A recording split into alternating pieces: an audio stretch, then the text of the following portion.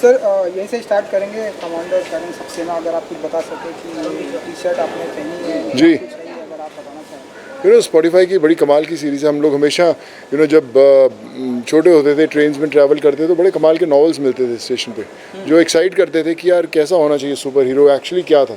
जितने उस स्पाई की कहानी हम लोग सुनते थे, और उसमें कमांडर करण सक्सेना की कहानी सबसे कमाल की होती थी, क्योंकि ऐसा लगता था कि यार ये होना चाहिए एक्चुअली, जो रियल जेम्स बॉन्ड की बात करें हम लोग। सो आज जब दुनिया उसे देखना चाहती है, सुनना चाहती, तो स्पॉटिफाई ने बड़ा एक कमाल की दुनिया क्रिएट की है, जिसमें आप पॉडकास्ट के थ्रू सुनेंगे कि कहानी कैसी दिखाई देती है। So that's the magic of the whole series. और मैं उसमें जो लीड कैरेक्टर है कमांडर करण सक्सेना निभा रहा हूँ, और बड़ा कमाल की दुनिया क्रिएट की। वो बोलते हैं कि जब आप सुनेंगे तो आपको सब दिखाई देगा।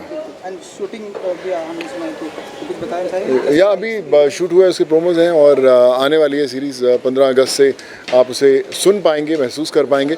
और कमांडर करण सक्सेना का एक बड़ा कमाल का डायलॉग है कि जब कमांडर आता है तो भवंडर आता है। सो आई थिंक वो एक होता है ना, जब हम लोग ये सब सीरीज़ खेलते थे, स्पाई सीरीज़, तो कुछ ना कुछ लाइंस बड़ी कमाल की रहती थी। So I think that was the USP उस समय बचपन में, और आज जब रियल में करने को मिल रहा है, so it's like a dream come true. And independence day के मौके पर इस साल भारत जो है 75वां 75वां अपना इंडिपेंडेंस डे क्या सेलिब्रेट कर रहा है, आप कुछ कहना चाहेंगे एंड कितना ब्लेस्ड मोमेंट करते हैं सोनू सूद? आई फील कि हिंदुस्तान की बात करें तो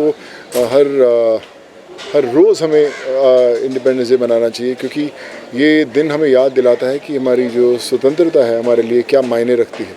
हम अपनी रोज़मर्रा की ज़िंदगी में इतने बिजी हो जाते हैं कि हम लोग भूल जाते हैं कि हमारी देश के लिए क्या रिस्पॉन्सिबिलिटी है।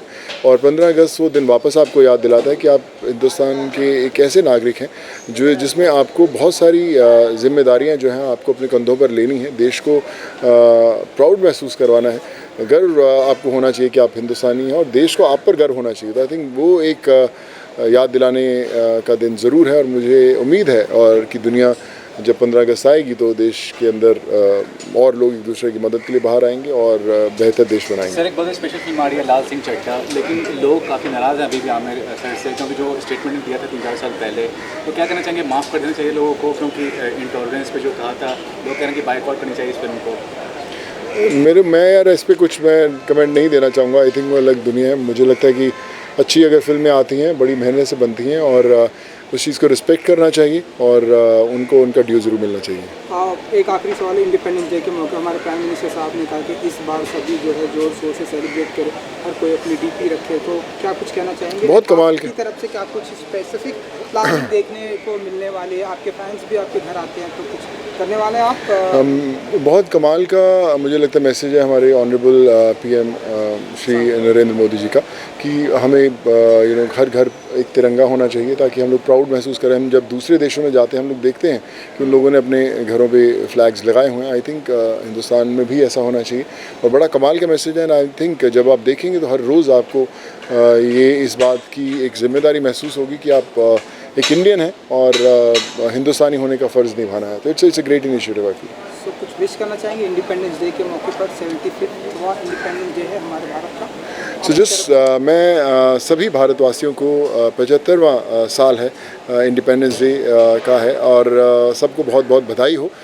कमाल का काम करें, देश को गर्व महसूस करने वाला काम करें, लोगों की मदद करें, और ताकि हर हिंदुस्तानी गर्व से कह सके कि आप हिंदुस्तानी हैं। Thank you so much.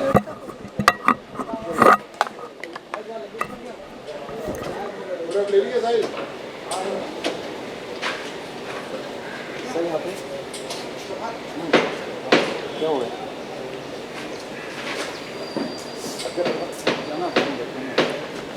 भाई